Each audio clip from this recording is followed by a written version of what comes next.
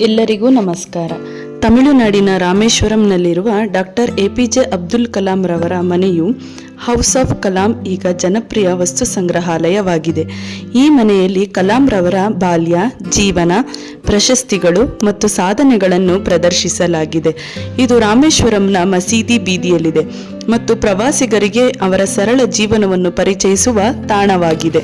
APJ Abdul Kalam ರವರು ಭಾರತದ 11ನೇ ರಾಷ್ಟ್ರಪತಿಗಳಾಗಿದ್ದರು. ಅಷ್ಟೇ ಅಲ್ಲದೆ ಇವರು ಹೆಸರಾಂತ ವಿಜ್ಞಾನಿ ಮತ್ತು ಲೇಖಕರು ಸಹ ಆಗಿದ್ರು. ಇವರು ತಮಿಳುನಾಡಿನ ರಾಮೇಶ್ವರಮಲ್ಲಿ ಜನಿಸಿದ್ರು. ಇಸ್ರೋ ಮತ್ತು DRDOದಲ್ಲಿ ಕ್ಷಿಪಣಿ ತಂತ್ರಜ್ಞಾನಕ್ಕೆ ನೀಡಿದ ಕೊಡುಗೆಗಾಗಿ ಇವರನ್ನ ಮಿಸೈಲ್ ಮ್ಯಾನ್ ಅಂತಾನೆ ಕರೀತಾರೆ. ಇವರನ್ನ ಪೀಪಲ್ಸ್ ಪ್ರೆಸಿಡೆಂಟ್ ಅಂತ ಕೂಡ ಕರೀತಾರೆ. ಅಷ್ಟೇ ಅಲ್ಲದೆ ಇವರನ್ನ ಜನರ ರಾಷ್ಟ್ರಪತಿ ಅಂತಾನೆ ಇವರು ಹೆಸರುವಾಸಿಯಾಗಿದ್ದಾರೆ. ಇವರ ಪೂರ್ಣ ಹೆಸರು ಅವುಲ್ ಫಕೀರ್ ಜೈನುಲಾಬ್ದೀನ್ ಅಬ್ದುಲ್ ಕಲಾಂ. ಇವರು 15 ಅಕ್ಟೋಬರ್ 1931ರಲ್ಲಿ ಜನಿಸ್ತಾರೆ. 2002ರಿಂದ 2007ರವರೆಗೂ ನಮ್ಮ ಭಾರತ ದೇಶದ ರಾಷ್ಟ್ರಪತಿಗಳಾಗಿರ್ತಾರೆ.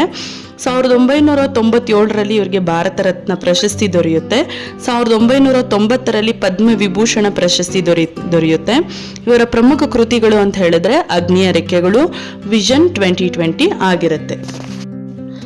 ಡಾಕ್ಟರ್ APJ ಅಬ್ದುಲ್ ಕಲಾಂ ರವರ ಜೀವನವು ಸ್ಫೂರ್ತಿದಾಯಕ ಕಥೆಗಳಿಂದ ತುಂಬಿದೆ. ರಾಮೇಶ್ವರಂನ ಬಡ ಕುಟುಂಬದಲ್ಲಿ ಹುಟ್ಟಿ ಪತ್ರಿಕೆ ಹಂಚುವ ಹುಡುಗನಾಗಿ ಭಾರತದ ಮಿಸೈಲ್ ಮ್ಯಾನ್ ಮತ್ತು ರಾಷ್ಟ್ರಪತಿಯಾಗಿ ಬೆಳೆದ ಇವರ ಪಯಣ ಕಠಿಣ ಪರಿಶ್ರಮ, ಪ್ರಾಮಾಣಿಕತೆ ಮತ್ತು ಸರಳತೆಯನ್ನು ಎತ್ತಿ ತೋರಿಸುತ್ತದೆ. ಇವರ ಬಾಲ್ಯ, ವಿಜ್ಞಾನಿಯಾಗಿ ಮಾಡಿದ ಸಾಧನೆಗಳು ಮತ್ತು ವಿದ್ಯಾರ್ಥಿಗಳ ಮೇಲಿನ ಪ್ರೀತಿ ಇಂದಿಗೂ ಪ್ರೇರಣೆಯಾಗಿದೆ.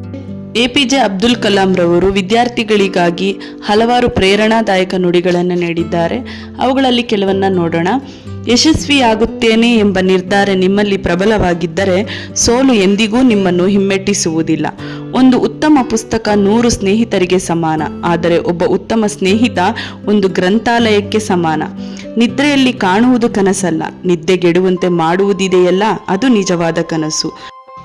ಸೂರ್ಯನಂತೆ ಹೊಳೆಯುವ ಆಸೆ ನಿಮಗಿದ್ದರೆ ಮೊದಲು ಸೂರ್ಯನಂತೆ ಹೊತ್ತಿ ಉರಿಯುವುದನ್ನು ಕಲಿಯಿರಿ.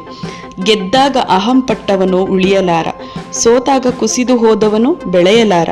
ಗೆಲುವಿನ ಸಂಭ್ರಮ ನೆತ್ತಿಗೆ ಹೇರದಿರಲಿ, ಸೋಲಿನ ನೋವು ಮನಸ್ಸಿಗೆ ತಾಕದಿರಲಿ.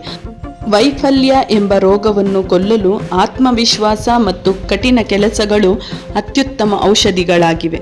ಒಬ್ಬ ಒಳ್ಳೆಯ ವ್ಯಕ್ತಿಗೆ ಮೋಸ ಮಾಡುವುದು ಎಂದರೆ ಕೈಯಲ್ಲಿರುವ ವಜ್ರವನ್ನು ಎಸೆದು ಕಲ್ಲನ್ನು ಎತ್ತಿಕೊಂಡಂತೆ. ಕಪ್ಪು ಬಣ್ಣವು ಭಾವನಾತ್ಮಕವಾಗಿ ಕೆಟ್ಟದ್ದು, ಆದರೆ ಪ್ರತಿಯೊಂದು ಕಪ್ಪು ಬೋರ್ಡ್ ವಿದ್ಯಾರ್ಥಿಯ ಜೀವನವನ್ನು ಪ್ರಕಾಶಮಾನಗೊಳಿಸುತ್ತದೆ. ನೊಣಗಳು ಸುಂದರವಾದ ದೇಹವನ್ನು ಬಿಟ್ಟು ಗಾಯದ ಮೇಲೆಯೇ ಕುಳಿತುಕೊಳ್ಳುವ ಹಾಗೆ ಕೆಲವರು ನಮ್ಮಲ್ಲಿರುವ ಸದ್ಗುಣಗಳನ್ನು ತಳ್ಳಿ ಹಾಕಿ ಲೋಪದೋಷಗಳನ್ನು ಮಾತ್ರ ಹುಡುಕುತ್ತಾರೆ.